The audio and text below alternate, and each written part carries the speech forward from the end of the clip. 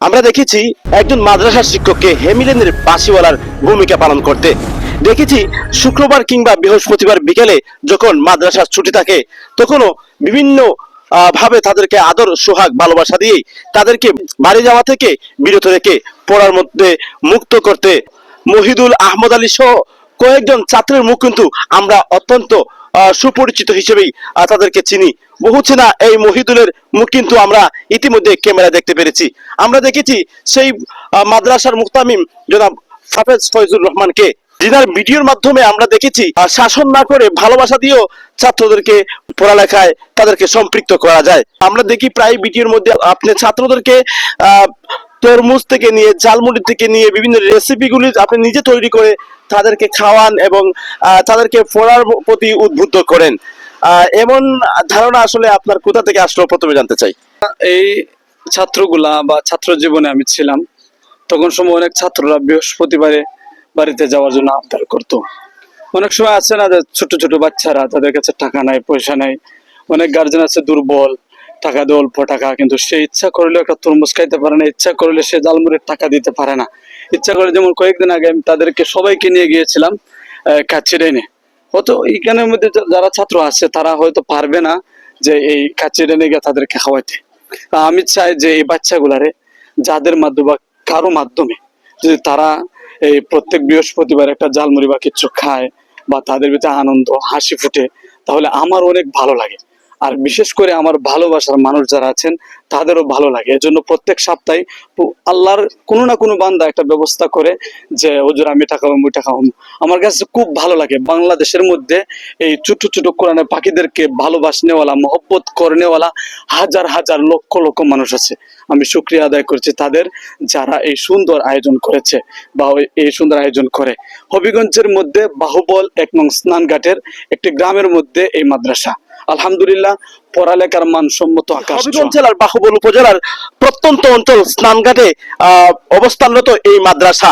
এই মাদ্রাসার ছাত্ররা যদিও প্রত্যন্ত অঞ্চলে লেখাপড়া করে, কিন্তু তাদের মন মানসিকতা তৈরি করতে চান এই মাদ্রাসার মুহতামিম। উন্নত বিশ্বের সাথে তাল মিলিয়ে তাদের মেধাগুলি গড়ে তুলতে চান। বলতে গেলে ছাত্রদের একজন মেধার কারিগর বলা যায় ওনাকে। যেখানে কাচ্চি ডানের মতো উন্নত রেস্তোরাঁয় নিয়ে যাওয়ার মতো প্রবণতা দেখেছি এই মাদ্রাসার মুহতামিমকে।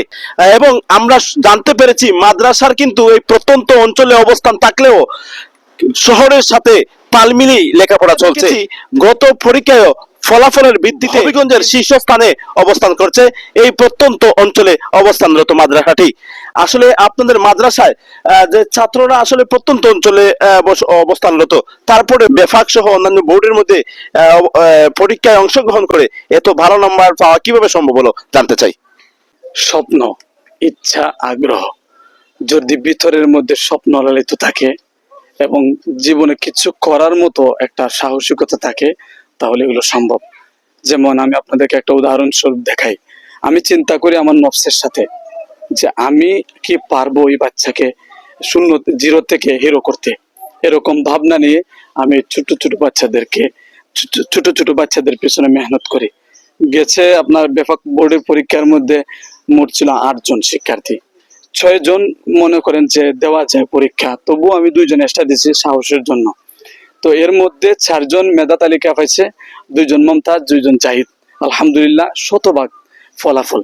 হুফাজ প্রতিযোগিতায় আলহামদুলিল্লাহ গেছে বছর আপনার 7 থেকে 8 জন ছাত্র 1 নম্বর, 3 নম্বর, 2 নম্বর এভাবে। গ্রামের মধ্যে অল্প টাকায় যেন ছোট ছোট কোরআনের পাখিরা যাদের সাধ্য নাই তারা এই মাদ্রাসায় এসব পড়তে বা পড়বে। আমি চাই যেন আল্লাহ তাআলা আমাকে তৌফিক দেন, আমি যেন এই অল্প টাকা দিয়ে ছাত্রদেরকে ভালোভাবে মেহনত করিয়ে পড়াইতে পারি এবং তাদের উজ্জ্বল ভবিষ্যতে। আপনার মাদ্রাসার বিভিন্ন কক্ষ আমরা দেখি খুবই সুন্দর এবং পরিপাটি।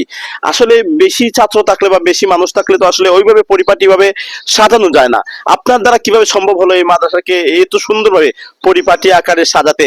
এবং প্রায় ভিডিওতে আমরা কিন্তু সেই বিষয়টা লক্ষ্য করি। আমি স্কুল লাইনে পড়ালেখা করেছিলাম, তারপরে আমি মাদ্রাসায় যখন গেছিলাম তখন মানুষে আমাকে একটু ইগনোর করতো বা একটু হিংসা টাইপের দেখতো। আমি ওই সময় চিন্তা করলাম যে আমার মনটা আমি ফুলের মতো সাজাতে চাই। এর জন্য এই যে ফুল গাছগুলো, এটা প্রত্যেকটা ফুল গাছ, এটা ফুল গাছ নয়, এটা আমার কলিজা। আমি আমার মন থেকে এগুলা কাজ করি। ফুলকে আমি অনেক ভালোবাসি। আমি চাই আল্লাহ তাআলা যেন আমার মনটারে ফুলের মতো বানিয়ে দেয়, এজন্য আমি সুন্দর রাখার চেষ্টা করি। আর একটা জিনিস দেখবেন, যখন পরিবেশ ভালো থাকবে পড়ালেখা মানসম্মত হবে।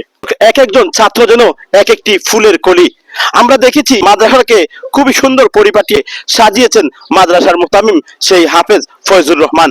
তিনি প্রত্যেকটি ছাত্রকে খুবই মূল্যায়ন করেন এবং দেখেছি মাদ্রাসার আঙ্গিনাকে তিনি খুবই যত্ন সহকারে পরিষ্কার পরিচ্ছন্ন করে রাখেন এবং বিভিন্ন সমাজ থেকে চলে আসা শিক্ষার্থীকে অত্যন্ত মূল্যায়ন করে তাদের উন্নত মন মানসিকতা সৃষ্টি করার আপ্রাণ চেষ্টা করে যাচ্ছেন, যাতে করে এই শিক্ষার্থীরা ভবিষ্যতে বাংলাদেশের সুনাগরিক হিসাবে পরিচিতি লাভ করে।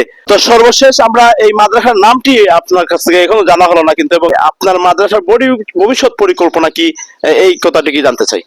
এই মাদ্রাসার নাম হযরত আয়েশা সিদ্দিকা রাদিয়াল্লাহু তাআলা আনহা তাহফিজুল কোরআন মডেল মাদ্রাসা ও এতিমখানা। আমাদের এতিমখানা আলাদা সেক্টর, মাদ্রাসা আলাদা সেক্টর, সমন্বয়ে চলতেছে। ভবিষ্যৎ পরিকল্পনা হলো অল্প টাকায় গরিবদের সন্তান, এমনকি বড় লোকের সন্তান এই মাদ্রাসায় পড়বে। আমি চাই প্রত্যেকটা মনে করেন যে অবহেলিত সন্তান, অবহেলিত ছাত্ররা আমার মাদ্রাসায় আসুক। আমি তাদেরকে ভালোবাসবো, যত্ন করব এবং তাদের ভবিষ্যৎ উজ্জ্বল করার লক্ষ্যে আমি আপ্রাণ চেষ্টা করব।